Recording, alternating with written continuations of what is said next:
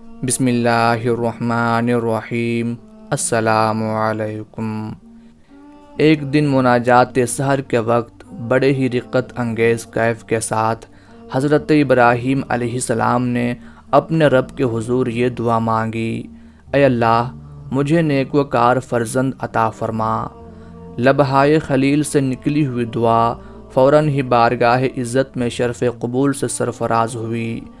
عالم قدس سے آواز آئی: ہم نے ایک سمجھدار لڑکے کی انہیں خوشخبری دی۔ کچھ ہی عرصے کے بعد ایک سہانی صبح کو نسیم صبا نے اکناف عالم میں یہ مژدہ جاں سنایا کہ حضرت ابراہیم علیہ السلام کے گھر چمنستان قدس کا ایک پھول کھلا، یعنی جگر گوشہ خلیل حضرت اسماعیل علیہ السلام پردہ غیب سے خاکدان گیتی پر جلوہ افروز ہوئے۔ ملک شام کا سرسبز و شاداب علاقہ، جہاں حضرت اسماعیل علیہ السلام پیدا ہوئے، ابھی کچھ ہی دن گزرنے پائے تھے کہ ہاتف غیب کے خاموش اشارہ پر حضرت ابراہیم علیہ السلام اپنی رفیق حیات حضرت ہاجرہ اور اپنے شیرخوار صاحبزادے حضرت اسماعیل کو اپنے ہمراہ لے کر چل پڑے۔ 3 افراد پر مشتمل یہ نورانی قافلہ شب و روز چلتا رہا۔ آخر ایک دن پہاڑیوں کے ایک وسیع دامن میں پہنچا اور وہیں ٹھہر گیا۔ کچھ ہی فاصلہ پر ٹوٹی ہوئی دیواروں کے کچھ نشانات نظر آئے۔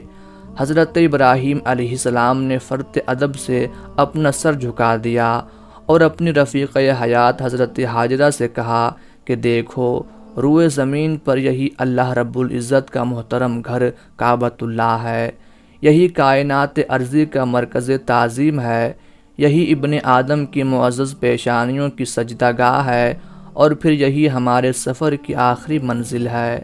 اس کے بعد حضرت ابراہیم علیہ السلام نے انتہائی عجز و نیاز کے ساتھ ٹوٹی ہوئی دیواروں کے سامنے ہاتھ اٹھا کر یہ رقت انگیز دعا مانگی: اے اللہ، تیرے محترم گھر کے قریب ایک بے آب و گیا وادی میں اپنا کنبہ آباد کر رہا ہوں، تاکہ وہ نماز پڑھیں اور تیرے گھر کو سجدوں سے بسائیں۔ پس تو لوگوں کے دلوں کو ایسا کر دے کہ وہ ان کی طرف مائل ہو جائیں، اور انہیں پھلوں کا ذوق عطا کر کہ وہ تیرا شکر ادا کریں۔ برستے ہوئے آنسوؤں کے ساتھ حضرت ابراہیم علیہ السلام نے یہ دعا مانگی اور اپنا سارا کنبہ اللہ کی امان میں چھوڑ کر بیت المقدس چلے گئے۔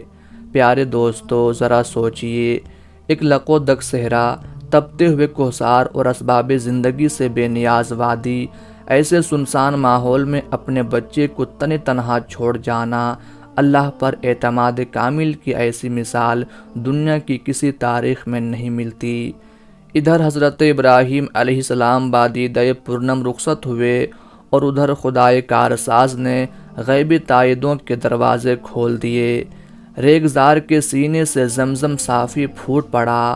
اس خاموش وادی کو انسانوں کی چہل پہل سے آباد کرنے کا انتظام ہوا کہ قبیلہ بنو جرہم خانہ بدوش کارواں صحراؤں کی خاک اڑاتا کہیں سے آ پہنچا اور اس چشمہ سیال کے کنارے آباد ہو گیا، اور چند ہی دنوں میں اللہ کے محترم گھر کے قریب غمگسار پڑوسیوں کا ایک جیتا جاگتا شہر بس گیا۔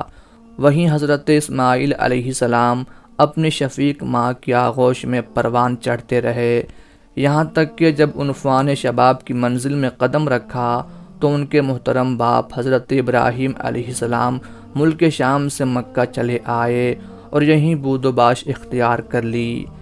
ایک خوشگوار صبح کو آسمانوں کے دروازے کھل گئے، عالم قدس کے فرشتے مکہ کی نورانی فضاؤں میں تیرنے لگے۔ اسی عالم کیف بار میں حضرت ابراہیم علیہ السلام نے اپنے لخت جگر حضرت اسماعیل علیہ السلام کو اپنے قریب بلایا اور بڑے ہی پیار بھرے انداز میں کہا: میرے لاڈلے بیٹے، میں نے خواب میں دیکھا ہے تمہیں ذبح کر رہا ہوں، بتاؤ اس کے متعلق کیا رائے ہے؟ ارجمند بیٹے نے نہایت خندہ پیشانی کے ساتھ جواب دیا: میرے شفیق باپ، خواب کے ذریعے آپ کو جس بات کا حکم دیا گیا ہے، بغیر کسی پس و پیش کے اسے کر گزریے۔ اللہ نے چاہا تو آپ مجھے صابر و شاکر پائیں گے۔ سرفروش بیٹے کا جواب سن کر حضرت اسماعیل علیہ السلام کا دل جوش محبت سے بھر گیا۔ ایک نئے عزم کے ساتھ اٹھے اور کائنات گیتی پر تسلیم و رضا کا ایک نرالا امتحان دینے کے لیے اپنے اکلوتے بیٹے کو ہمراہ لے کر منا کی وادی کی طرف چل پڑے۔ قربان گاہ میں پہنچ کر چھری نکالی اور آنکھوں پر پٹی باندھ لی، مبادا شفقت پدری کا ہاتھ کہیں کانپ جائے۔ پھر جب دونوں نے اپنے آپ کو اللہ کے سپرد کر دیا اور ابراہیم علیہ السلام نے اپنے بیٹے کو پیشانی کے بل پچھاڑا تاکہ ذبح کریں۔